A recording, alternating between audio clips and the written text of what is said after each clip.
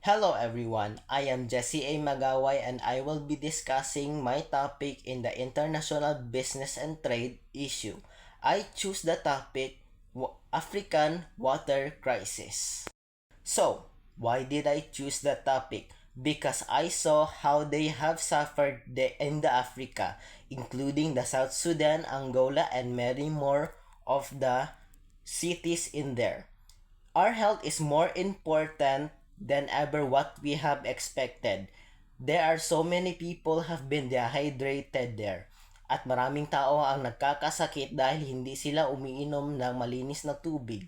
Umiinom lang sila para makasurvive sila sa crisis na yon. Nagkakaroon sila ng paraan para makasurvive, just like drinking in a river. So, unsa man ang solution ani? We need the government to improve and help their system.